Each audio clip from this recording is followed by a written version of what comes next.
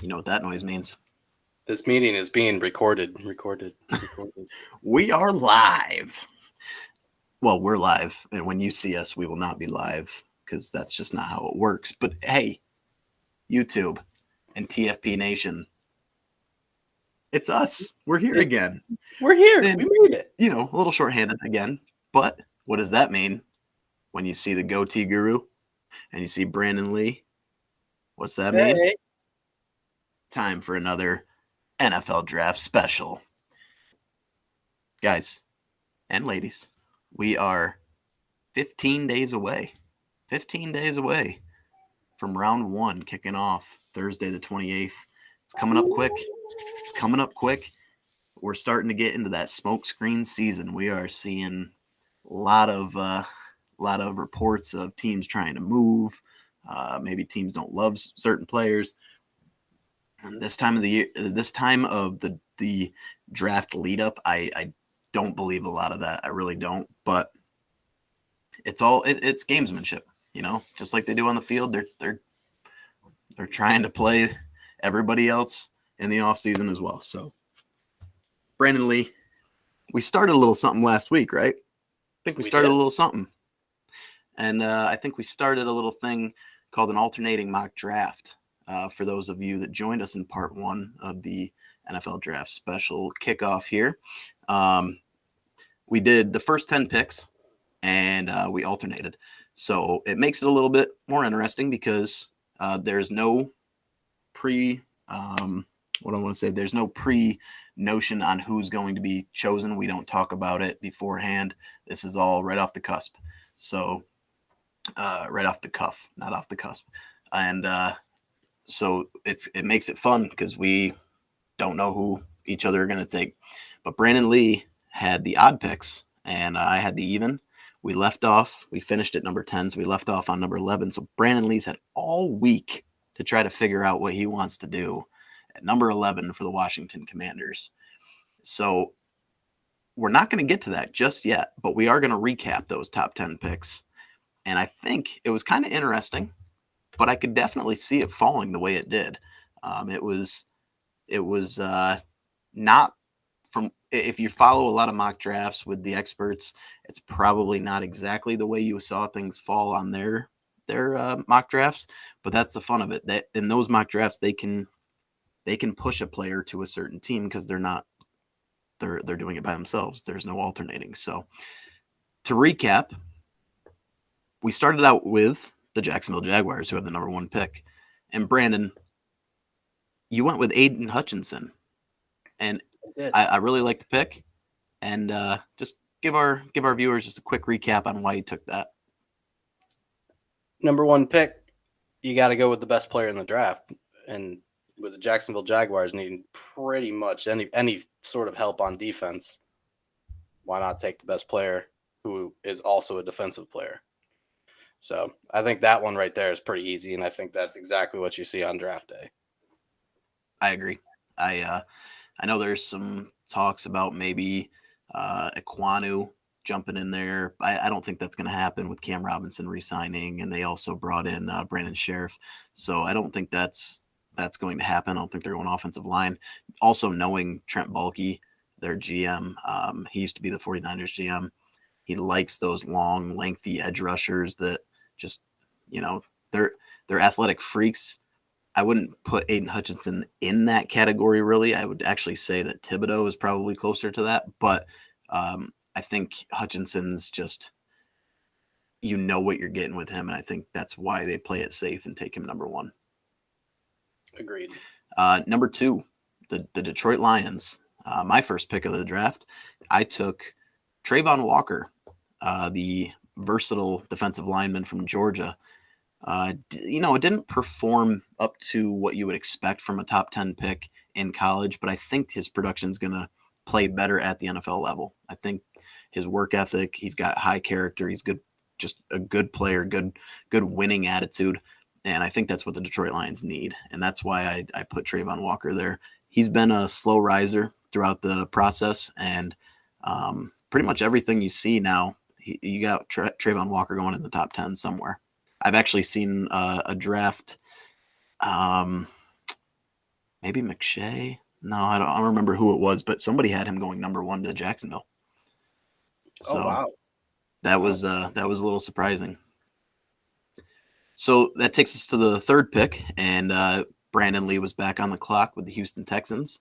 He had some ways he could go there, and he ultimately decided to go with the very talented safety from Notre Dame, Kyle Hamilton. Said he wasn't scared of the 40 time. Not scared of the 40 time. I don't think that means anything. When you're a safety, that you have a little bit of cushion, right? So he's got the awareness to understand, okay, he's beating my corner. You know what I mean? He's got that idea. He's got that awareness where, all right, I gotta get up to speed now, and he can get up to speed pretty quickly. It's just he's not super Yeah, he doesn't have fast that for a safety, speed. but he's another guy you can put him in the box, right? So his 40 time when you drop him in the box actually isn't that bad.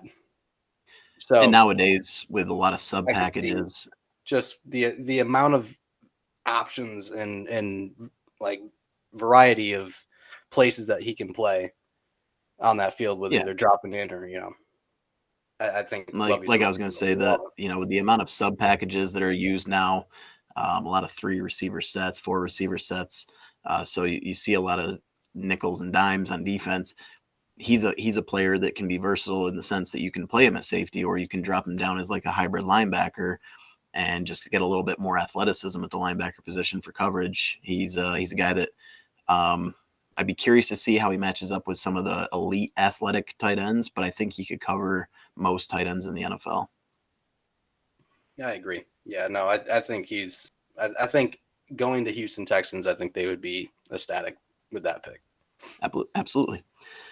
So pick number 4 was next. The New York Jets with their first of 2 as of right now in the first round, and they had multiple ways you can go. Really, I mean, like I said, I don't think that they're going to go offensive line here because I see the way the board's falling, and I think there's a chance that they grab one of the top 3 at 10, right? So I said you have a chance to take a stud cornerback in a division that now has Tyreek Hill, Jalen Waddle, and you have Stephon Diggs. So Sauce Gardner didn't allow a single touchdown in his entire college career. That just seems absurd. I don't think that could even happen in a video game. Like that doesn't seem real. But the guy's insane. So big personality on the biggest stage in New York. So Sauce Gardner went to the New York Jets. Yeah. Yeah, no, I have no arguments with that. I love that pick for the Jets. That brings us to the 5th pick, right? Sure does. The other New York team. New Jersey. Good point. Good point. The other team that plays in the same stadium. They're mad because they wanted Sauce Gardner. Okay. They're mad. They want that personality. And if it's gonna be represented by a New York team, they wanted it to be with the Giants, right? Didn't fall that way. So their next pick, they have to get an actual evaluation of Daniel Jones, right? Is he your guy? The year you have to make up your mind. So is he your guy going forward, or are you going elsewhere? And so with that in mind, you have to protect him. And so the Giants ended up going with Ekwonu at 5 and making sure that DJ has the actual offensive line. You can get an actual evaluation on whether or not he's your guy for the future. Yeah, and that's the thing. I mean, Ekwonu is a very talented player, whether he's at guard or tackle. I don't know which one he will ultimately play. I think if he ends up with the Giants, he probably plays right tackle. Run mauler, nasty, mean streak in a good way. Has a little bit to clean up in his pass protection, but I think he's talented enough to be able to do that. And ultimately, he's arguably the best tackle on the board. We're going to get into our prospect rankings, pick up where we left off previously on those, and we're going to discuss the offensive tackle position. So I'll be curious to see the differences in our rankings there. But yeah, I can't argue with the pick. They definitely need help on the line. They need to protect Jones. They need to get Barkley going, and I think Ekwonu kind of gives them the best of both worlds with that. So that brought us to the 6th pick with the Carolina Panthers. Heard some rumors today that they might be trying to move down, which makes sense. This is one smokescreen that I don't think is a smokescreen. I do think they might try to move down. We know we've talked about this class isn't extremely talented at the quarterback position, or at least not NFL ready at the quarterback position. So, and Carolina doesn't have a second or a third round pick, if I remember correctly. So if they move down, they could still get the quarterback that they covet and still add some more draft capital for later on in the draft. But we aren't doing trades in this. So the Carolina Panthers took their quarterback, and they went with the guy that I think has the highest upside in this draft, Malik Willis, the quarterback from Liberty. You know, very talented player. Great with his legs. Doesn't process extremely well at this point of his career, but I think that's partially due to the level of competition he played. I think that they can get him up to speed, but I do think he's going to need a year and maybe even 2. So I think Carolina is actually a good spot for him because Sam Darnold's there. He doesn't have to get rushed into anything. They can just get him with Matt Rule and let him groom him the way he sees fit. So I do think that's the best route that they should go is Malik Willis. Yeah, a lot of similarities to Cam Newton, who they really loved in Carolina for a long time. So yeah, makes sense to me. He's got all the arm talent. He just accuracy is an issue. He was only 50% on passes over or between 10 and 19 yards last year, which was kind of concerning. Yeah, there might be a little game plan around that, though. True.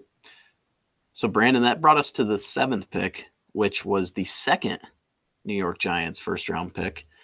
You took Ekwonu at 5, and here you went on the other side of the football. I did, yeah. The other side of the football, my theory with the Giants is they have to get back to winning in the trenches, right? They need that offensive line to protect for their quarterback, and they need somebody to get opposing quarterback. Oh, I think we lost you there for a second, Brandon. Okay, there we go. We're back.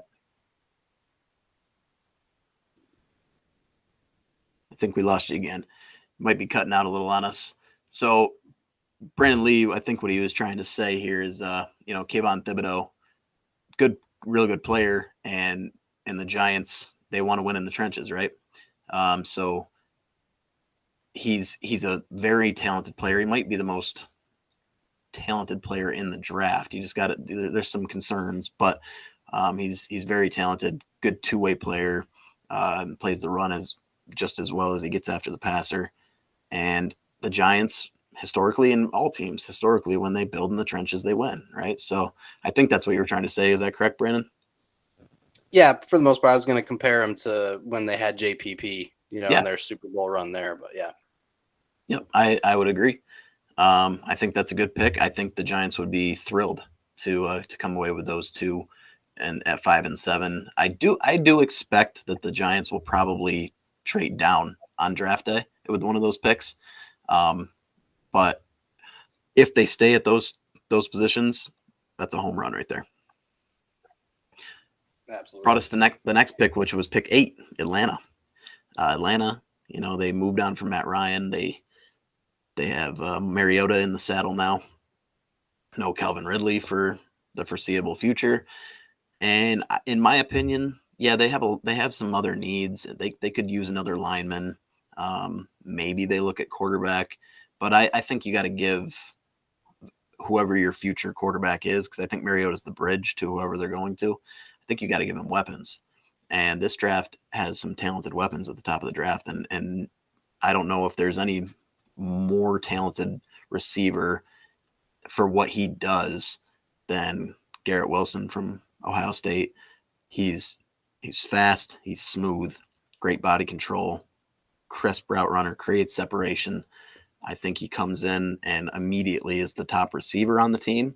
And I think he pushes Kyle Pitts as the top target on the team because I don't like the guy. I don't like Ohio State. Everybody knows I'm a Penn State fan right there. But, I mean, he's good. I can't take that from him. Absolutely cannot. Yeah, I mean, I remember when you took him, I thought you were going to go.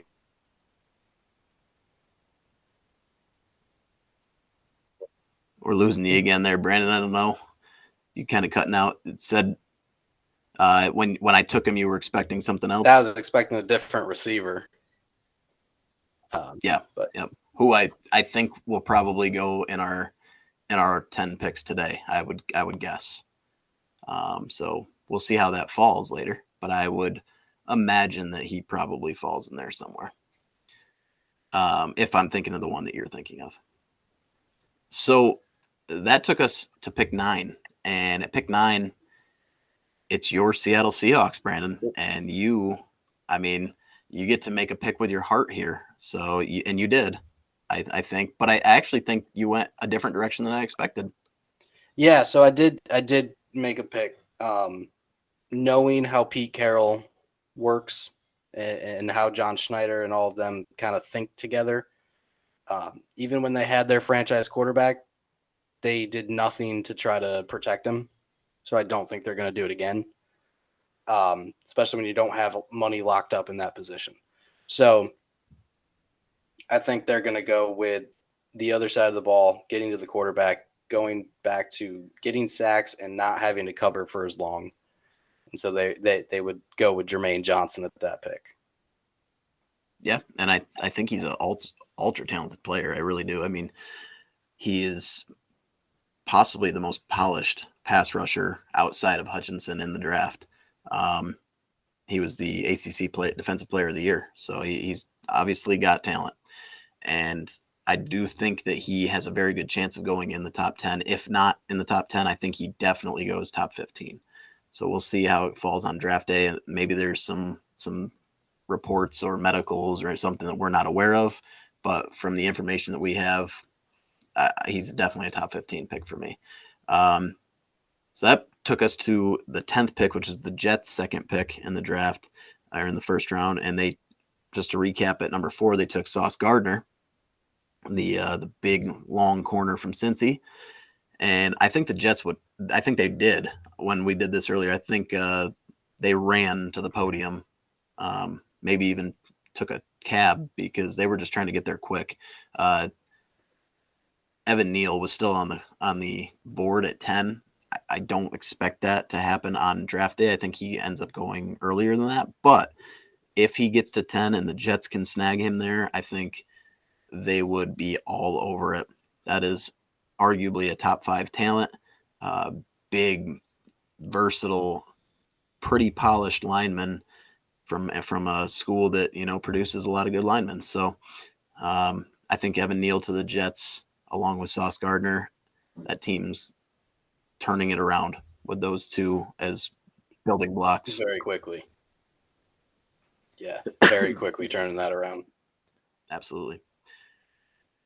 So we'll get to our next 10 picks here shortly, but we're going to take a quick break from our mock draft here, and we're going to switch over and pick up where we left off on our prospect rankings. If you joined us on our first draft special, which unfortunately did not air on YouTube, it was a Spotify-only edition, but if you, a podcast edition only, no video involved. And we went through the skill positions. We went through the quarterbacks, we went through the running backs, the wide receivers, and the tight ends. And we left off at the offensive line. So that's where we're going to pick up, Brandon. We're going to pick up with the big monsters in the trenches, waiting to just get that money so they can chew down on the barbecue.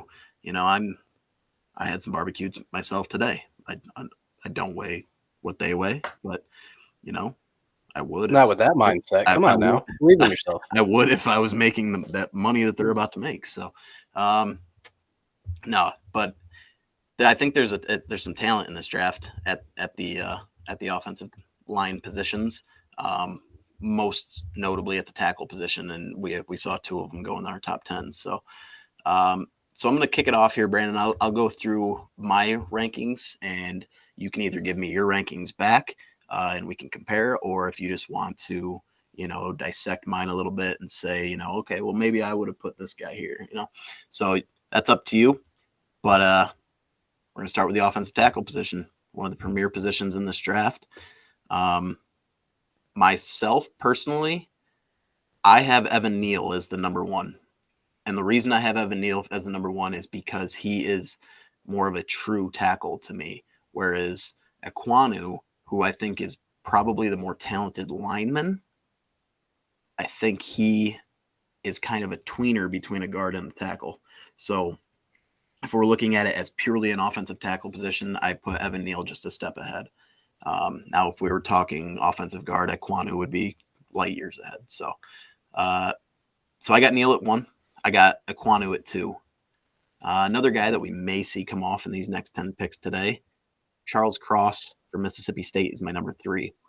He is probably the best suited to play left tackle in this offensive or in this tackle draft. I think Evan Neal can play up left. I think Ekwonu can play left, but I think they're better suited for the right side. Cross, I think, is a true left tackle. So teams looking to protect the blind side of their right-handed quarterbacks, that this is your guy. This is one of the guys you're looking at. Trevor Penning is my number 4 from Northern Iowa. I think he has a chance to be a top 25 pick as well. That's what I'm saying. These offensive tackles, there's a lot of good ones in this draft. And he could play left tackle. I think he's probably better suited for the right early on in his career and maybe moves to left after. But a team that's kind of desperate, I don't want to say desperate, but that has a need at left tackle may force him into that role early. And a team that jumps straight into my mind is the New Orleans Saints, losing Teron Armstead down to Miami. There's talks that maybe Andrews Pete kicks out to the tackle position from his guard position, but I don't want to see him there all year. If he's a fill-in at tackle, sure, but if you're starting him outside, I don't like that. So I could see them looking at the offensive tackle position if that's the direction they go in the first round. And then lastly, number 5 for my offensive tackle position is Bernard Raymond from Central Michigan, the Chippewas, Joe Staley's school. If Joe Staley came from there, it's got to be a good school because that man's awesome. Except I think Antonio Brown came from there too, but we won't talk about that. No, Raymond, good player. I think he's more of a day 2 pick, but he could, with the need for protection for these young quarterbacks, he could find his way into the end of the first round. I just don't see it. I think he's probably going to be an early to mid day 2 pick. What do you got there, Brandon? What do you think about that? I mean, I know it's not good radio, but that's exactly what my prospect rankings would be if we're taking just on the tackle position. Well, we aren't giving Stephen A. Smith or Skip Bayless or any of them a run for their money, are we? No, not there. Not like I said, that's just for offensive tackle. If I'm going like just offensive line, that's a little bit different. But if we're going and breaking that up. Yeah, I'm going. I broke it down, but I don't know. There's some interesting ways you could go with that, but I think that's probably the most logical for me, at least from what I've seen. So I'm going to go to the offensive guard position. I'm going to tell you 5 players. I don't love the guard draft. I'll tell you that right now. I don't love it. So outside of the top 2, it's weak in my opinion. So I'm going to start from the bottom because these guys you probably won't see until day 2, maybe even day 3. But number 5, I have John Michael Schmitz from Minnesota. I'll be honest, I haven't seen a lot on him, but I'm not in love with this class. So he's kind of he found his way into my top 5. Number 4, I have Sean Ryan from UCLA. He actually was a tackle in college, but his build and he doesn't have great feet, so I see him kicking inside as a guard at the next level. And I don't think he's a starter. I think he is just like a rotational or like a swing guard, can kick out to play tackle if needed, and he's like your 6th or 7th lineman on your roster. Number 3, I have Darian Kinnard from Kentucky. He also played tackle in college. He probably could stay outside, but I think his best chance to get on the field is to kick inside and also play guard. And then we get into the top 2, who are probably the ones that most people have heard of. If you don't follow the draft real closely and you're just looking at some mock drafts, you've probably seen both of these names. So number 2, I have Kenyon Green from Texas A&M. He is a solid guard, very, very well established, has played a lot of good football, and I think he's going to continue that at the next level. He's got the build, he's got the size, he's got the strength, anchors well, and I think he'll be a solid play. I think he fits better for a team that wants to throw the ball, whereas the guy that is at number 1, I think fits for a team that wants to run the ball a little bit more. So at number 1, I have Zion Johnson from Boston College. He's more of a mauler to me. I think he's going to open up those lanes you want in the run game. And I think, it's pick your poison with these two. Do you want it? Does it fit your offensive style? Do you want to establish a smash mouth run game? Take Zion Johnson. Do you want to protect your quarterback? Take Kenyon Green.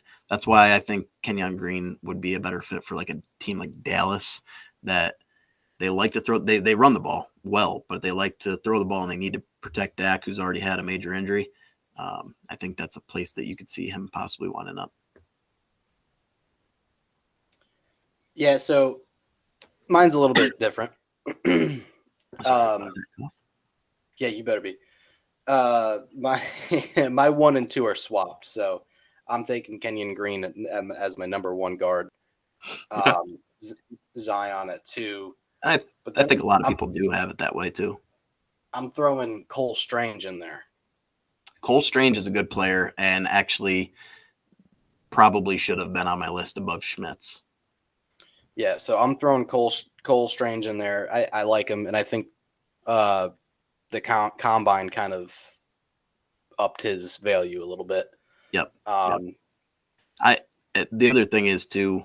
One thing I will say is this prospect ranking has not been changed by me since the first time we did it, because I wanted to stay consistent to it. And one thing that I actually screwed up, and I apologize, I don't know how I missed this, but in the first one we did, I had Zach Charbonnet on my running back list. He actually went back to school. I did not see that, so I apologize for everybody that heard me say that. But yes, so our rankings, I agree with you. I think Cole Strange should be in the top 5. I just didn't update mine to that point. Gotcha. And then I'm going to put in Kinnard at 4, and I'm going to put Logan Bruss at 5. Logan Bruss, okay. Again, he's a guy I haven't seen a ton of, but he'll make a roster. I just don't know if he's going to start. He's another one that I think really upped his value in the combine. I don't like what I see from film so much, but yeah, yep. So we're going to go to the center position. There is one clear-cut top center in my opinion, and then there's some guys that are solid players, but probably later day 2 picks and maybe even a little later than that. But I'm going to start from the top, guy that everybody's probably heard of, from the school that just pumps out offensive linemen like it's their job. From Iowa, Tyler Linderbaum. He is far and away the best center in this draft, in my opinion. Absolutely. Number 2, I could have put at guard because he's played guard in college, but I think he's best suited to play center position in the NFL. That's Donovan West from Arizona State. I really like his game. I think he's versatile, like I said, with playing guard or center. and that's going to attract some teams to him. Even though I don't think he's ultra talented, I don't think he's. I think if he's your starter, you're happy, but you're always looking to improve that position. You know what I mean? And then 3, 4, and 5 could have been put in any order. I have them all very equal to each other. At number 3, I have Grant Gibson from NC State. At number 4, I have Michael Maietti from Missouri. At number 5, I have Alec Lindstrom from Boston College. I believe he's the younger brother of Chris Lindstrom that plays for the Falcons. So if he plays like Chris, he will move up this ranking real quick because Chris is pretty good. But that's what I got at center position. It's Linderbaum, clear cut ahead of everybody else, though. Yeah, no, Linderbaum is, I think, the only one we have actually on our lists together. Like, I don't even think I have any of the other 4. I have 4 different ones. Very right. So I have the big boy there from LSU, Jason Hines at 5, and then Cam Jurgens, I believe is how you pronounce that, from another guy that probably should have been on my list, Cam Jurgens. Yes. Yeah, I like him. I have him at 4, and I think he can find his way into the league. I don't think he's going to be a stud by any means. I think he's got a chance to be a second round pick. Oh, wow. All right. Yeah, no, I can again, like I said, I haven't updated my rankings in a while, so I could see it. And I did lie to you. I do have Donovan West on there, which, thinking back onto it, I'm pretty sure you put that on there. And then I have the Kentucky boy, Luke Fortner. Yeah. So, I got again. There's too. So I would a lot probably of players that like thinking.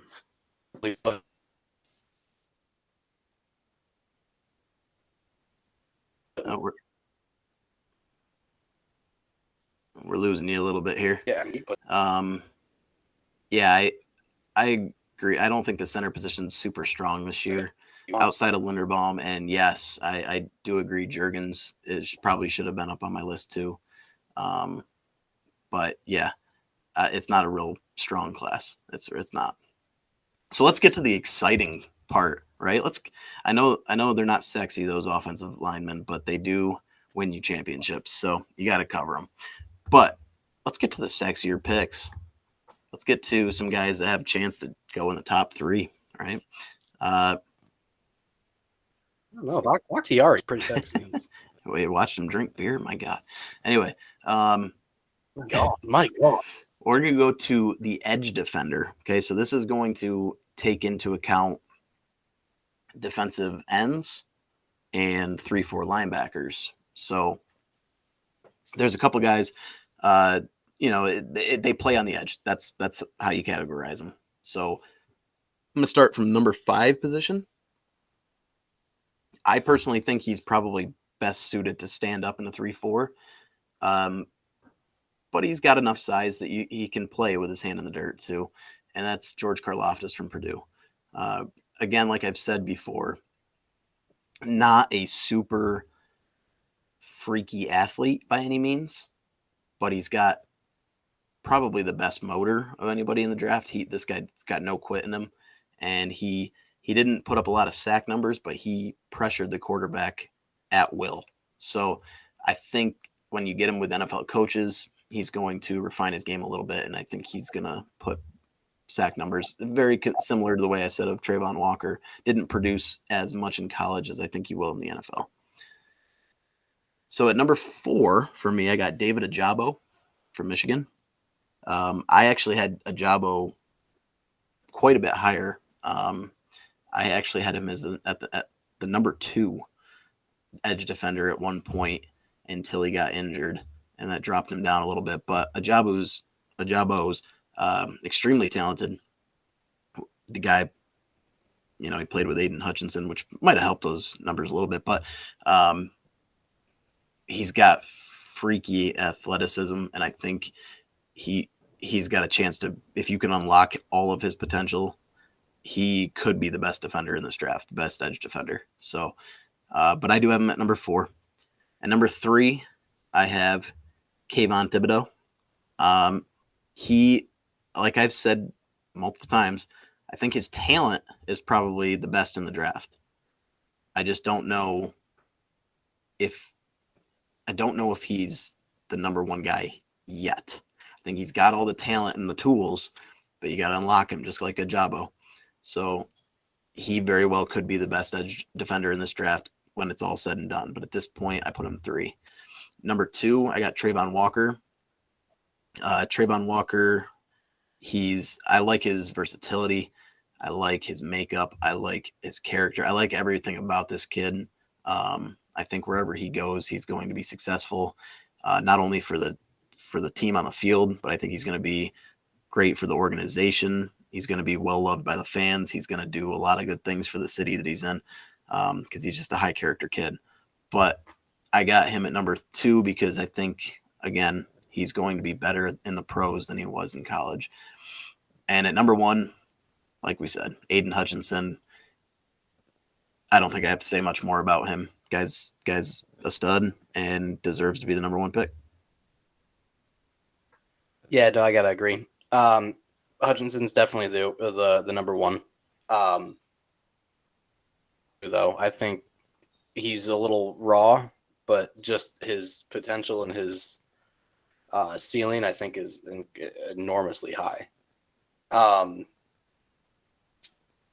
For 3, that's where I'm going to put Trayvon Walker. I like Walker a lot. I like him a lot. I do think he gets drafted. If he's not drafted before Thibodeau, he's very close. But for 4, I'm putting David Ojabo, baby. Love him. Love him. Reminds me a lot of Cliff Averill. You know I'm a Seahawks fan. But he reminds me a lot of Cliff Averill. And that dude, he tore it up in Seattle. And then I'm going with the one that Seattle took, Jermaine Johnson at 5. And the thing about Jermaine Johnson, man, is Jermaine Johnson gives me Max Crosby vibes. And it's like, could you imagine that in the Seattles? Oh. And that's not a bad comparison. But the reason I have Karlaftis ahead of Jermaine Johnson is because I think Jermaine Johnson will get drafted higher in the draft. When it comes on draft day, I think Johnson goes before Karlaftis, but I love Karlaftis his entire game, not just getting after the passer, his ability to stop the run too, and that's what pushed him ahead of Jermaine Johnson for me. All right. So, I mean, that brings me to my honorable mention is Boye Mafe. Freaking love that guy. Minnesota, yep. Just love him. Yeah, he not his measurables or anything, but he just kind of reminds me. He gives me the same kind of like Alden Smith feel, like a little raw, but man, if you can get him to play to his potential, holy crap, watch out. Yeah, I mean, no, Smith's good. I look at him as like and if they can unlock him the way they did on Gary, kind of being the same style as Rashawn Gary. Yep, I can see that. So, yeah, we know the edge defenders are going to be well sought after, and they're pretty talented in this draft, so that'll be fun. So that's going to lead us to the interior defensive lineman, which is also pretty talented. There's a couple clear-cut ones at the top, but I think you're going to see quite a few go on day 2, and they're going to be contributors.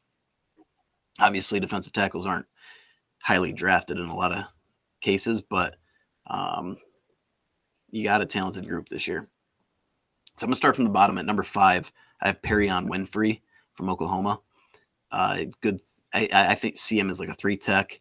I think he can shoot gaps pretty well to get after the passer, but he does have to get a little bit better against the run, and that's why he's at number 5. Because I actually think he's a better interior pass rusher than a couple of the guys I'm about to mention ahead of him. But it's his run stopping ability that kind of keeps him down the list. At number 4, I have a guy that probably a lot of people had higher earlier in the year. Just, I don't know. He's inconsistent with his play, but he's got all the tools. again, another guy, if you can unlock him, he'll be a hell of a player. DeMarvin Leal from Texas A&M. He just, his game, there's too much inconsistency on his film that I can't fall in love with him. You know what I mean? I like him. And if he's there in the second round, I consider him, but I can't fall in love with him yet. I don't know what it is. This next guy on the list is a guy that I can fall in love with. From Alabama, Phidarian Mathis. This kid, he's not going to push the pocket much, and he's not going to really. He kind of reminds me of a poor man's Vita Vea. Not the size, but just the way he plays. You do not run on him. You don't run the ball against that guy. He's going to shut that down faster than,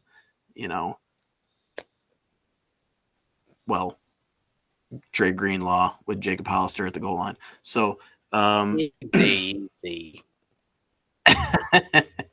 I looked at you to see if you were watching that's why I paused. But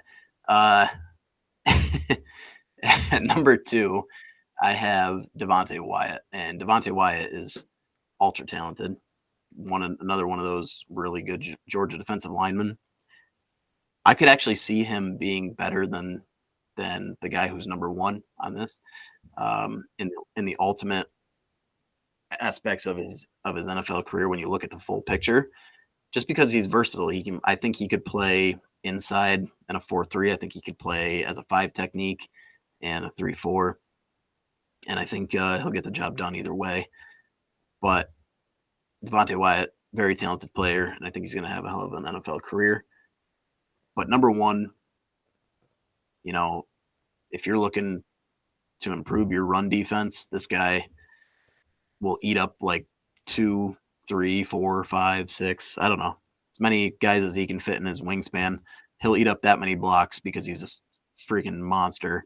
Jordan Davis from Georgia, beast, love him. I think he's very deserving of a top 15 pick.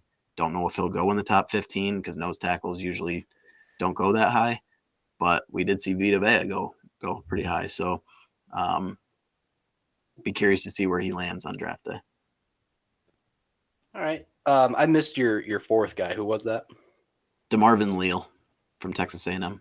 Okay. Yeah, that I like him a lot too.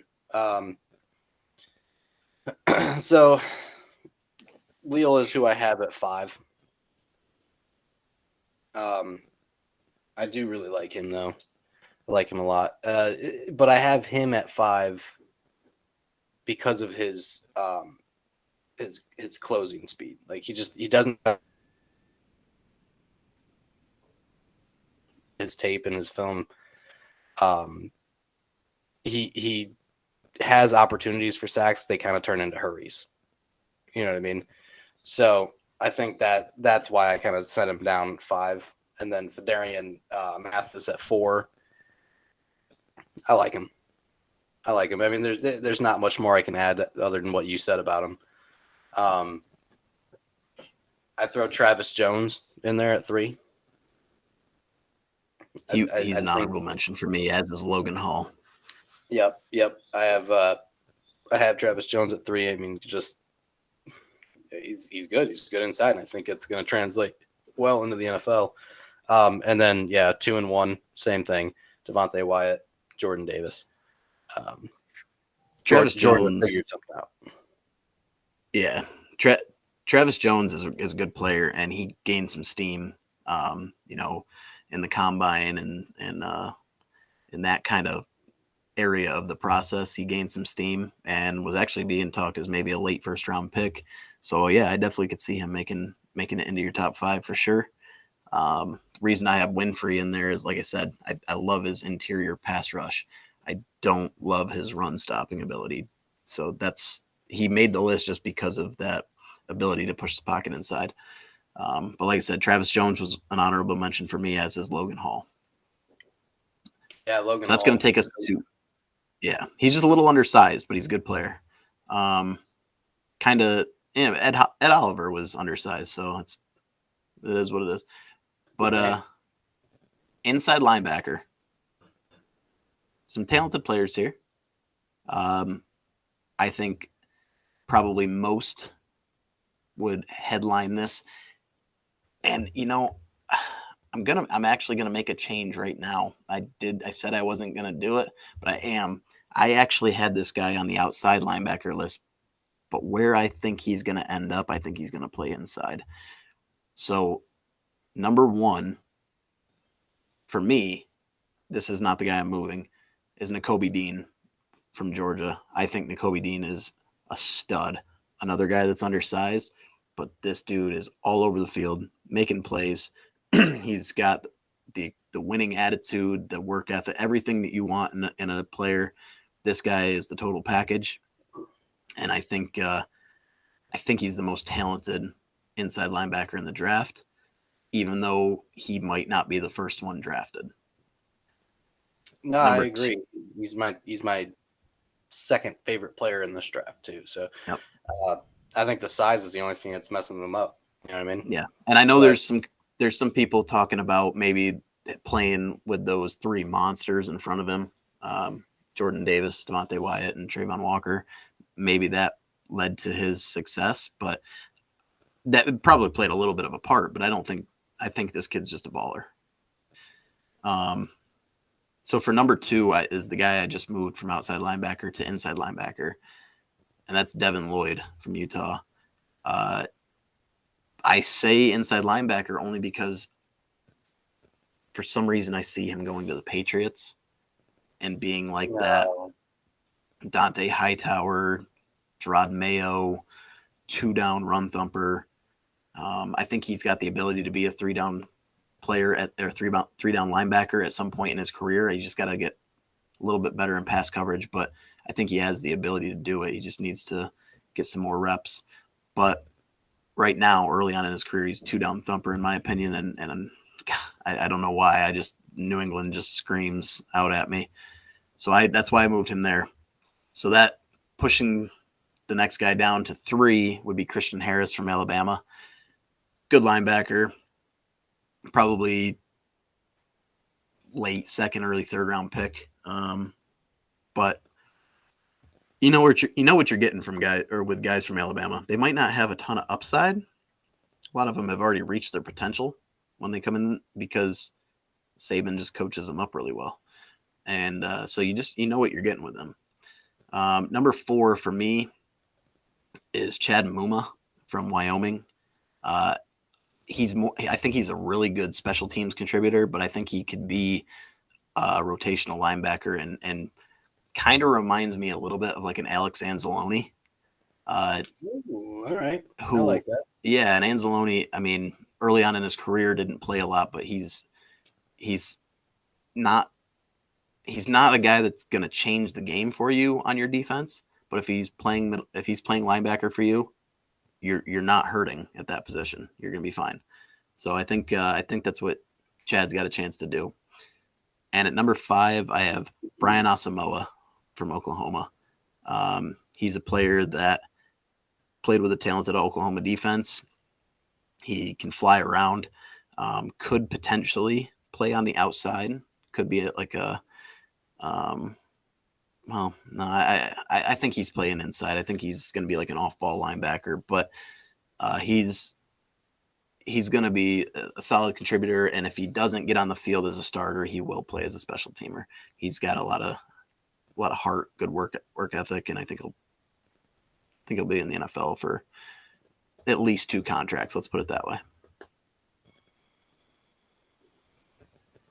Very nice. Yeah, so you threw me off there with the interior and the outside. I apologize. You're more than welcome to combine them if you want. Do you want me to go through the outside linebackers first so you can combine? No, that's all right. I'll kind of give you what I already came up with here. Okay. Because my 1 and 2 are, well, actually my 1, 2, and 3 are the same. So Nakobe Dean, number 1, love him. Like I said earlier, he's my second favorite player in the draft. I think size is the only thing that's hindering him, but I think he's going to be a stud. And Devin Lloyd, second, he's the one I think is the first one taken off the board for I wouldn't be linebacker. surprised. And then 3, Christian Harris. like you said, Alabama. You know what you're getting. It's a safe pick. He's going to be ready to play. I don't think you're wrong there.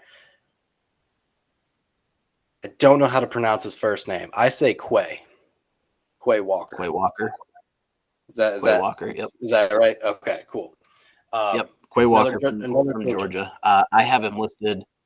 I have him listed on my outside linebackers, but you combined them. So yeah, just another guy. I mean, you look at Georgia's defense; they were phenomenal, and I mean he played with the best of them, hung with the best of them. So I think he's got good closing speed. He makes good tackles. He breaks down really well. So I think that was where I feel confident putting him at 4, and then 5 I went with Damon Clark. Okay. Yep. So you combined your linebackers. I broke them up, but yeah, no, I like that list. Just to kind of quickly run through my outside linebackers, I moved Devin Lloyd, like I said, to an inside, so that took away number 1. Number 2 for me is Quay Walker. Like you said, talented player. I think he can get after the quarterback, and if you're going to play him in the right system, but I like his coverage skills. That's really what I like about him, and I think he's got the ability to be a better run defender than he has been. He looked better in college because he had 3 beasts in front of him and Nakobe Dean making tackles left and right. But I think Quay Walker's still a talented player. Number 3 for me would be Brandon Smith from Penn State. No, that's not a homer pick. The kid's ultra talented. And I think he will be probably a round 3 pick and will contribute on special teams right away and ultimately be a starting linebacker within a couple of years. Number 4, I have JoJo Domann from Nebraska. He's an outside linebacker that I think he's going to play outside linebacker. Let's put it that way. I think that's where he's going to play when he goes to the NFL. He's actually kind of bounced between safety and linebacker, but I think he's big enough and he can put on some more weight that he can play outside linebacker at the next level. And he doesn't have the speed to be a safety, in my opinion. And then the last guy I have is Troy Anderson from Montana State. He's actually somebody that I didn't know much about at the beginning. Montana State, not one that I really pay attention to all that much, but I did watch a little bit of film on him, and I like his game. I think he's a little raw, but you get him with NFL coaches, you get him in the right scheme. He can be a contributor, maybe not a starter, but I think he can definitely be a player that is involved in your rotation on defense and a core special teamer. Very good. So that's going to take us to another fun position, loaded with talent this year, in my opinion. The cornerback position. Brandon, I have 6 guys. I listed 6, and I probably could have listed more. You went with 6? All right. I could have went with more, but yeah, I left it at 6. It's deep, that's for sure. So I'm gonna start with 6. Okay. Yeah. Go start with 6. I got Roger McCreary from Auburn at 6.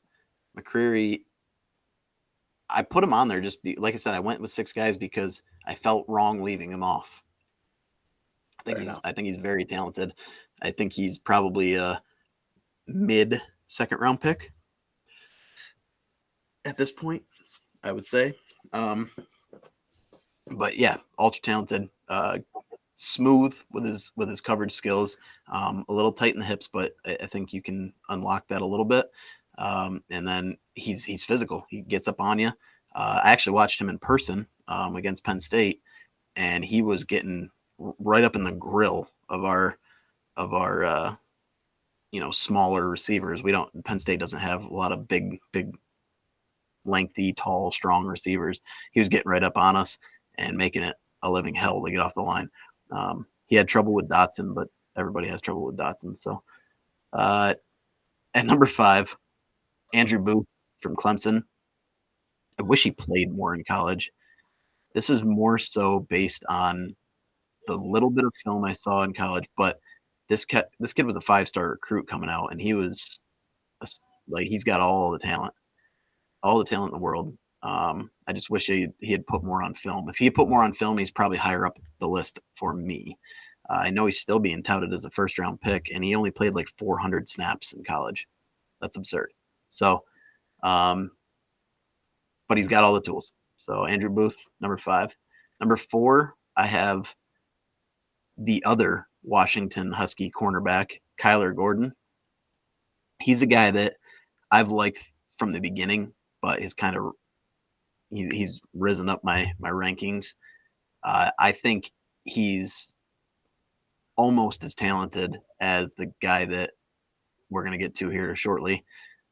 And I think he's underrated because of that. He was overshadowed a little bit by this other player. But Kyler Gordon can be a big time contributor and potentially a first round pick this year.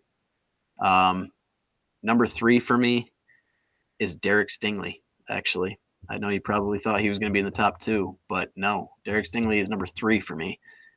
Mostly just because I have some injury concerns with him. I know he had a Liz Frank injury, and those are tough to recover from. That's not like a just quick turnaround. That's Travis Etienne got hurt last year in training camp, and he's still not 100% from his Liz Frank. So Stingley just makes me nervous. And his production dropped off. In his freshman year in 2019, the kid was a stud, absolute stud, and would have been a surefire top 5 pick. Then he had some injuries, play dropped off, and I don't know who this kid really is. I know he ran a great 40 time and looked good at his pro day, but have you ever heard of a pro day not where somebody didn't look good? Because I haven't. Every pro day they look like they're the best player in the world. So that's what they practice it for weeks, and then they go out and with no pads on show off. So yeah, they're not going to look bad. At number 2, I got Trent McDuffie. This kid is the Washington corner, and he's very talented. Little undersized. I think he measured in at like 5'10", maybe 5'11", but a little undersized for what you want at your cornerback position. But he's versatile. Can play inside, outside. He'll be successful in any position you put him in on your defense, as long as you play off coverage. You don't want to get up and press with him. So he could slide a little bit in the draft based on team schemes. I don't think those teams that covet like the long physical corners like Seattle, like the 49ers, like the Jets, I don't think those teams are going to be looking at him. But I do think the teams that like smooth cover corners are going to take a good, hard, long look at him, and he's going to be a really good player in my opinion. He reminds me of a less polished coming out. I think he could be as good, but less polished coming out as like a Denzel Ward. That's who he reminds me of. And then number 1, like we talked about earlier, Ahmad Sauce Gardner. He's a stud.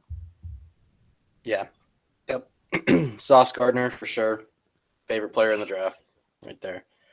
I have Trent McDuffie at 2 as well. I have Stingley at 3. Surprised you didn't throw my Florida boy in there. That one hurt. Yeah, that one hurt a little bit. Like I said, I could have put 10 guys on the list, but Kaiir would have been 7 or 8 for me. He's just a little too inconsistent in his play. Yeah, no, it's okay. I think he could be a good player, but I think he's a little inconsistent right now. I'll just remember it for. Cool, I'll remember it for. But I have him. Yeah, I have Kaiir at 4, and then I do have McCreary at 5 over Booth and over Kyler Gordon. So, okay, I really didn't expect you to bring him in there on that 6th one, but yeah. So no, and he's a good player. I just I'm kind of going on Booth's talent less than I am going on what he's put on film.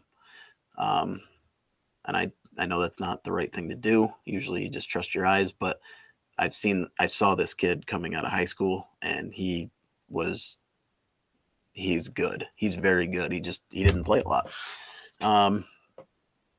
But he went to a talented Clemson team. So safety position, I put 7 guys on this list. Okay. I put 7 guys on this list. So, and there's actually one that I just realized that I did not put on the list and definitely should be, and I will make that change right now. I don't know why he's not on here. I must have somehow missed him when I put him on, but Nice. Nice. Nope. Making changes on the fly. You see that, Sorry. everybody? See that? sorry. So number 7, I have Brandon Joseph from Northwestern. Him and Jordan Battle would have been like an even split for me right there. Number 6, I have Jalen Catalan from Arkansas. I actually liked him a lot more earlier in the process. He's kind of dropped on me a little bit, but I think he can still be a talented player in the NFL. Number 5, I have Lewis Sine from Georgia. He could possibly sneak into the back of the first round. I don't think it will happen. I think he'll be an early day 2 pick, but I've seen some mocks where he's sneaking in there. So I'm wondering if NFL teams like him more than I do. He's good. I don't see him as a first round pick. Number 4, I have Daxton Hill, who kind of is a tweener between a safety and a corner. A lot of people like to compare him to Tyrann Mathieu. I think that's a good comparison. I don't think he's quite as talented as Mathieu, but he's pretty good. Number 3 is Jalen Petrie for me. That's the guy I just added. I don't know why I didn't have him on there. He could be a first round pick. Solid player. Number 2 for me, this one's a little with my heart, guys. Jaquan Brisker. He's probably in reality number 4, but I got him at number 2 because I got to represent my Penn State boys a little bit.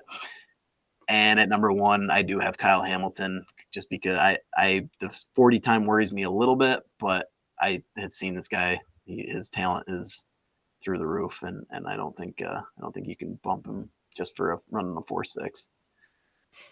Well, let me tell you. Yeah, we both have the same number 1. And you said you think he might be number 4, but I also have him at number 2, Jaquan Brisker. Yeah. Jaquan, baby. Got to represent those Nittany Lions, right? For 3, I have Petrie. 4 is Daxton Hill. And then 5, I threw in Nick Cross. Or, no, I'm sorry. That was my honorable mention. I threw in Brian Cook. Okay. Nick Cross was my honorable mention. Yeah, I mean, there's a lot of good safeties in this class, and you can mix, the last 5 to 10 of them probably in any order, and it's acceptable for sure. But yeah, no, that wraps up our prospect rankings. We're not covering kickers and punters, guys. If you've ever tried to look for film on kickers and punters, good luck. Brandon, it's time to get back to the mock draft, kid.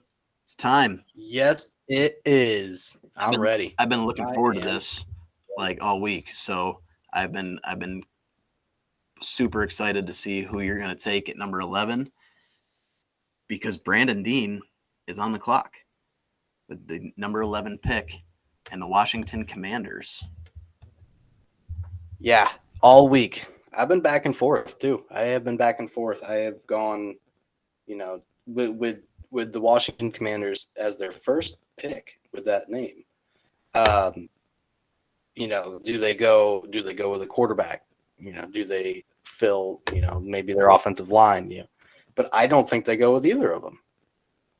I think they go the other side. I think they go with a linebacker, one that we just talked about not too long ago. Are you saying the pick is in? I'm saying the pick is in. So what you're telling me is the pick is in. The pick is in. The Washington Commanders select linebacker Devin Lloyd. Devin Lloyd going off the board at number 11 to Washington. I mean, I could see it. They definitely could use some talent at the linebacker position. Be curious to see what actually happens on draft day. I think if you see Kyle Hamilton slide, that's a place that he could ultimately fall to. I don't think he will fall there, but if for some reason he does slide because of that 40 time. But no, I agree. Devin Lloyd's a good pick. I think there's a few different ways they could go. I wouldn't be surprised if they looked long and hard at the wide receiver position as well. But Devin Lloyd off the board, I like it. So yeah, I mean, I wouldn't be shocked if they go quarterback that position either. To be honest, I think if Malik Willis gets taken, I think they still look at the quarterback spot, but ultimately, I think they're taking linebacker. I think they're looking at trading down too. To be honest with you, yeah, that's an honest possibility. We'll see what happens. They're in a pretty good spot. They're in a pretty good spot for a quarterback. So if they don't love any of these quarterbacks, they could be the spot that teams jump up to and get ahead of, like the Texans and teams like Philly and the Saints that might be in the market as well. So right, that's going to move us to the number 12 pick, which is the Minnesota Vikings, who, they just got a new head coach. A lot of turnover in the organization, but seems like their offensive side of the football is pretty intact. It's the defensive side that seems to have taken a little bit of a hit in recent years. This is a team that's kind of been looking for a number one corner for a while. And, I was talking about him earlier. I got some question marks on him, but I think that Minnesota is going to go in this route right here. So the pick is in.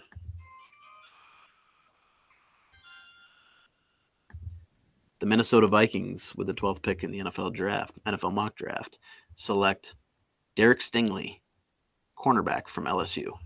Derek Stingley. I think that is something that they end up going with too. If he falls there, I think that is the pick they take. It's I don't know. It just seems to make too much sense. They've been in the market for a number one corner for a long time, and if the kid can get back to his original 2019 freshman look, he's got all the talent in the world. So I think that's probably where they go if he's available on draft day. Well, Brandon, it seems to work out that all the odd picks are where the double picks are. So it really is. It does seem that way, doesn't it? So it looks like you're on the clock at number 13 with the Houston Texans' second pick of the first round, the one that they received in the Deshaun Watson trade. Yeah. I mean, there are how many positions that I can go here? Let's see. I drafted one, so there's 21 other positions I could go here. You could go 22. You could take another safety if you wanted. I could, but yeah, no, there's a lot that they need, and I think if you're gonna build your team the way that Lovie Smith wants to build the team, I think he's gonna load up. What do they always say wins championships? Defense wins championships. Points. All right, fair enough. Defense wins championships, right? So it's the saying. Could they go that way? I guess we're gonna find out. The pick is in. The pick is in, ladies and gentlemen. The Houston Texans do not go defense. They are building the line. The Houston Texans select tackle Charles Cross. Oh, he changes it up on us and goes with Charles Cross, left tackle from Mississippi State. Like we mentioned in the prospect rankings, he's a very talented player. I think he's the best left tackle in the draft.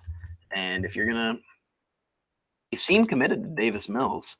And if you're going to get a true evaluation on Davis Mills, you got to protect him, right? And Cross can play the right side until Laramie Tunsil moves on, because he likely will in a year or two. So I like it. You're building your protection in front of the young Davis Mills and seeing what you got with him. Absolutely. And I think, yeah, like you said, they are committed to Davis Mills. So you got to protect him if you're committed to him. Yep, absolutely. All right. Well, that's going to take us to the 14th pick. Number 14 in the NFL draft currently belongs to the Baltimore Ravens. And the Ravens could go a couple different ways here. I think it's a little early for them to look to the interior offensive line, even though I think they could use an interior offensive lineman. I think they could even have used a tackle, but with Charles Cross going off the board, that probably changes that idea. I know Ronnie Stanley's kind of been not the same guy recently, but I don't think that's what they're doing. I think they're looking to the defensive side of the football. You know, they have an aging defensive line. They did just bring back Calais Campbell, but he is 35 years old. They have some question marks at the cornerback position as well. And, you know, I think, wait for it. Oh, yep, I'm getting handed it right now. The pick is in.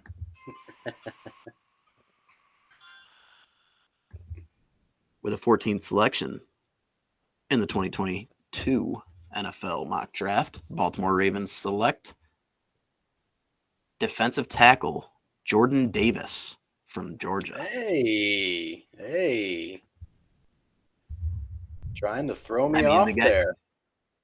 You know, he's such a dominant force on the line. And they, for the longest time, they had Brandon Williams, who was a really solid nose tackle. And I think if they want to continue to have that same identity, Jordan Davis is a seamless change. I mean, you bring him in and he can do all the things that Brandon Williams did, if not better. Yeah, no, I agree. I think that's a great pick. It is a lot higher than I expected him to go. I can definitely see it. I don't disagree with it. I think I think you were going in that direction. I think the way they can justify it to their fans too is to say, listen, we play against the Steelers. They're one of our biggest rivals, if not our biggest rival. And they want to run the football with Najee Harris. Well, guess what? Try to run on this guy. You know what I mean? Like there's they play against the Cleveland Browns and Nick Chubb and Kareem Hunt. Run against this guy. It's just Cincinnati with Joe Mixon. So they play in a division with a ton of good running backs. They're saying, well, guess what? You can use your running backs, but you're surely not running between the tackles. You surely are not. How would that man Jordan Davis and Calais Campbell next to each other on the field? That would be like that's a whole defensive line just with the two of them. I was gonna say the two of them fill up the whole space between the hash marks. Well, Brandon, we're on to pick 15, and it's the first of 2 first-round picks for the Philadelphia Eagles, who had 3 but made that trade with New Orleans and ended up swapping the 16th and the 5th, swapping the 16th and the 18th pick, I believe it was, right? So Philadelphia, first pick of the first round, got some question marks. Where are they going? Yeah, they definitely have some question marks, and their question marks mainly are on defense. It's in the second and third level of defense too. So there's some names up there. There are some names on this board that are remaining that I think they're excited about, and there's 2 that they can go, but there's one that I think that they might be able to wait on. And so with that in mind, I don't think they can wait on this guy any longer. The pick is in. The pick is in. Cards handed. The Philadelphia Eagles. They are rioting in the streets once again because here he comes, cornerback Trent McDuffie. Trent McDuffie. Like I mentioned earlier, I love this kid. I think he's ultra talented, can be a very versatile weapon for you on your defense, can be a nickel back, can be playing outside on the boundary. Little undersized, but he's a competitor, and I think he's going to be very talented. I told you I compared him to a Denzel Ward coming out. So, and Denzel Ward was a top 4 pick, and I like it. I like that pick. And I do have to say I was a little curious to see where you were going to go with that because that was pick 15. At pick 18, they're on the clock again, which will be me selecting. And obviously, I had to go off of what you do there. So, yeah, that's interesting. I do like McDuffie. He actually is one that I had written down as a possibility for them. So, good pick. I know. Thank you. So moving on to number 16, that's the New Orleans Saints, the one that they moved up with the Philadelphia Eagles to grab that second first-round pick. That screams to me that they are looking to address the quarterback position. But that movement also screams to me that they are looking at a second player that they love in this first round. And when I look at it, they have the pick 16 right here, and they have pick 19. So at 16, they're taking the guy that they don't think is going to last any longer at that spot right there. So without a further ado, the pick is in.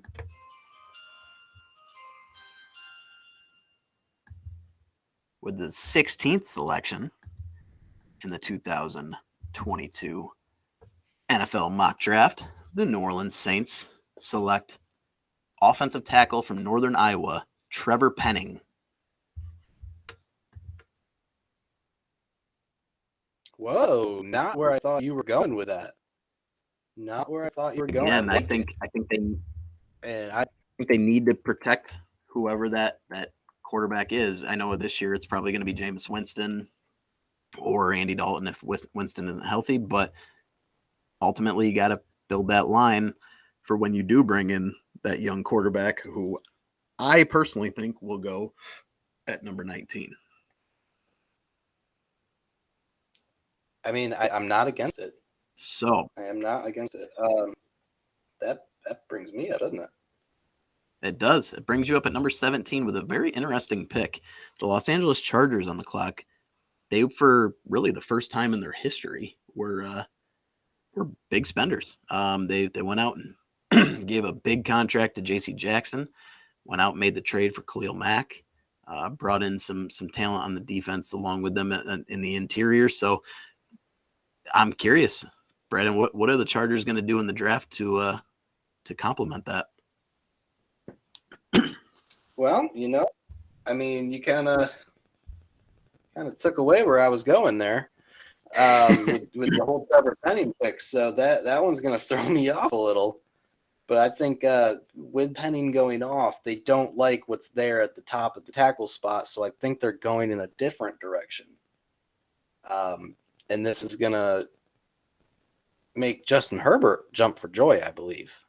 I think he's going to do a little happy jig because Chargers are sending in the pick right now.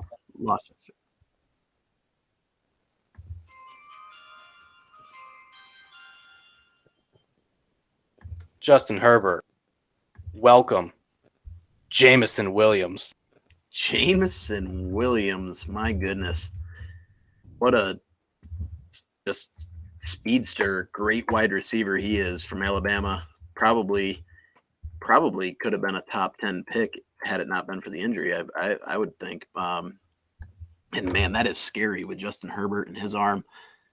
Boy, they're going to stretch the field on you with some really talented receivers with the Williams brothers, and not brothers, but you know what I mean, Mike and Jameson, and then you got Keenan Allen just picking you apart in the mid range or the medium route range and short range. So plus you got Eckler coming out of the backfield. My God, they got weapons galore at that point. That's what I'm saying. Justin Herbert is doing a jig, baby. He is dancing. Yeah. I can see it. I mean, I'm sure he would have been doing a jig with an offensive lineman, but like you said, with Penning going off the board, I agree. I don't think they would look to another tackle there. The only other position that I could have seen them possibly taking a look at is defensive line, and maybe going with like a Devontae Wyatt, because they did have one of the worst run defenses in the NFL last year. So, but they can always address that in round 2. So, yeah. Jameson Williams, man, Not where I thought you were going, but I can't argue it.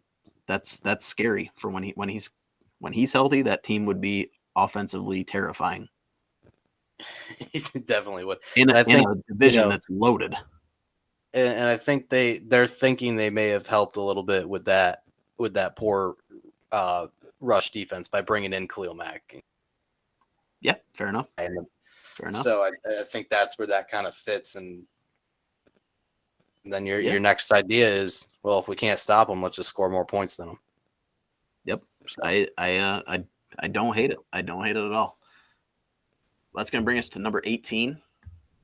We got 3 picks left before we wrap this thing up. And at number 18, the Philadelphia Eagles, the pick that they acquired when they moved back and picked up some future capital from the New Orleans Saints. You know, you took Trent McDuffie, and that was a guy I was looking at here, but that kind of wipes off the cornerback need, so I can look somewhere else. I think the Eagles could definitely look offensive line. I think Trevor Penning would have been somebody that they're probably keeping a little bit of an eye on here, but with Penning off the board as well. You know, they seem to be content with Jalen Hurts, and I don't think they're going to look quarterback. Could use a linebacker, Nakobe Dean, maybe if they fall in love with him. I don't expect him to go quite this early. I do think he warrants it, but I don't think he goes quite this early. So I think the Eagles take a look at their roster and say, you know what? There's a piece that we're missing to really unlock us, and I think this guy can do it. So with that, the pick is in.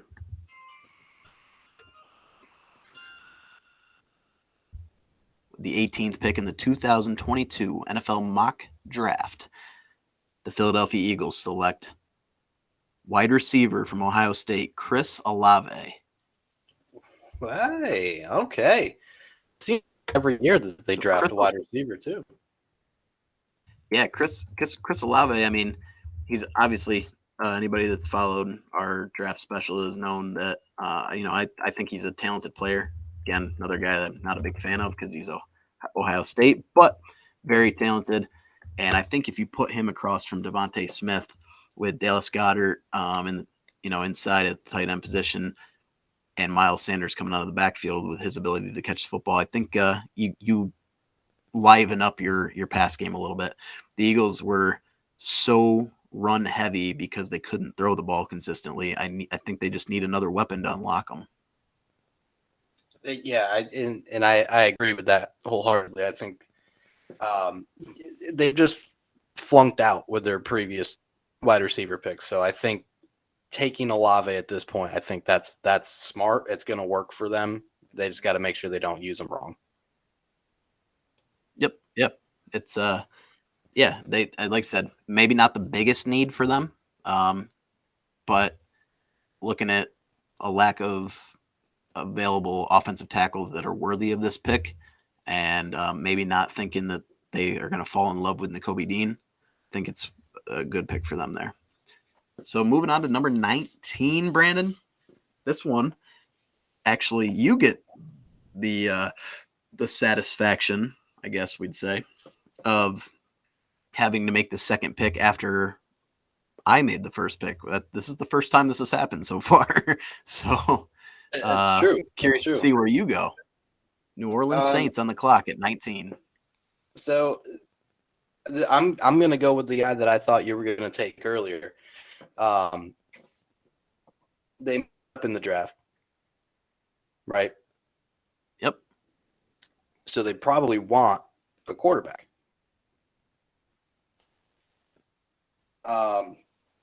There's a couple to choose from, and I think there's one that really fits for them, and the one that is probably the most NFL ready at this time. They can slide them right in there and put up some good competition with Winston. So with that,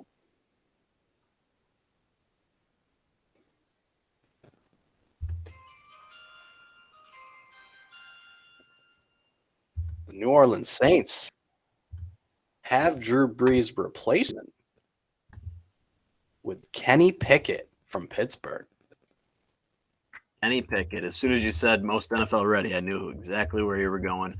I agree. I think Kenny Pickett just he fits that. When you think of a New Orleans Saints quarterback, and I think it's just because Drew Brees was there for so long, you feel like Kenny Pickett just a very good fit in that system. You know what I mean? Not the most physically gifted quarterback, but he's definitely a quick processor, and he's talented, enough as a passer to get the job done. I think he's kind of pretty close to his ceiling. I don't think he's going to get a whole lot better than he is right now. But like you said, I think he's the most NFL ready. So, yeah, I like that pick. And that I do have to say at 16, I did think about that.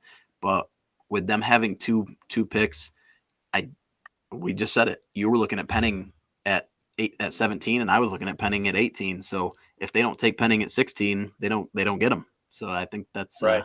That's why we rolled that way. Yeah, no, absolutely. And I mean, Pickett to me is, I think that's who they're moving up for, because they move in front of the Steelers, right? And Pittsburgh Steelers have not seen any other quarterback more than the one that plays in their own stadium. Correct? Yep. So Yep. Kenny Pickett's been there. They've Yeah, watched him. They know him. Kenny Pickett knows Mike Tomlin. I mean, the entire Pittsburgh Steelers fan base wants Kenny Pickett. So when the Saints jump him, it makes me believe they're going after him. So I definitely could see it. And I think that's something we very possibly could see on draft day is Pickett holding up the pewter and black or whatever they call it. Pewter, right? Yeah, I think it's pewter. No, that's Tampa. The black and gold. Jeez, what am I talking about? Anyway, so I'm not sure what pewter is other than the computer I'm using. pewter is the gray that Tampa has. So number 20, the Pittsburgh Steelers, going to wrap it up for this second edition of our NFL Draft Special. Again, like I said in the previous episode, if you enjoy it and you want to come back and hear the final 12 picks and listen in, we're going to wrap that up next week. And in preparation for April 27th, the day before the first round, running our full NFL Draft Special, where both myself and Brandon Lee will have our own personal mock drafts going into the draft on Thursday in round 1, and we'll see just how we do. I guess we're gonna have to talk that over, whether we're involving trades or if we're just gonna keep it straight. But yeah, so I'm gonna wrap it up here with pick 20, and we will kick it off again next week. But we got to finish this pick. Pittsburgh Steelers on the clock at number 20. Like Brandon said, could potentially be looking at a Kenny Pickett, but he's off the board at 19. I think the Steelers could have been looking at a corner like Trent McDuffie. And I look around, and the team's got some needs. They did fill in a hole with Miles Jack because Devin Bush was kind of disappointing last year.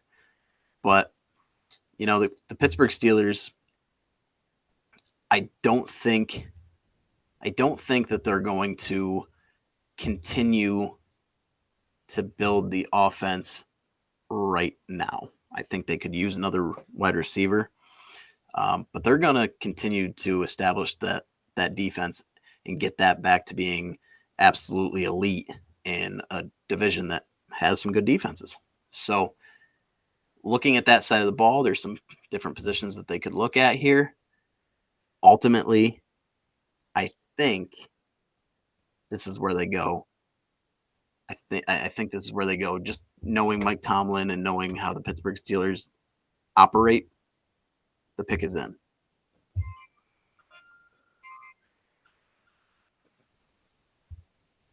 And with the 20th pick in the 2022 NFL mock draft, the Pittsburgh Steelers continue to build their dominance on the defensive side of the football by bringing in the one, the only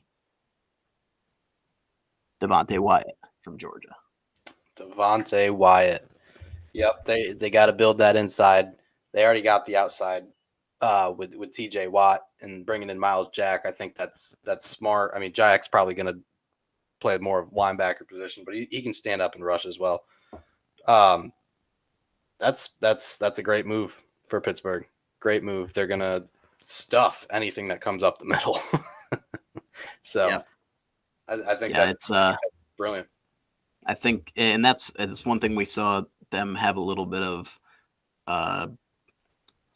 regression in with their defenses. They didn't stop the run nearly as well as they had in previous years, and that's that led to some of their, their struggles last year, limping into the playoffs. Basically, they got some help with an unexpected win by the Jags over the Colts. It's the only reason they made the playoffs. So, and they had some injuries, but all teams do. So, yeah, I think Wyatt fits, and I think he's versatile across that line, and they'll find a way to get the most out of him.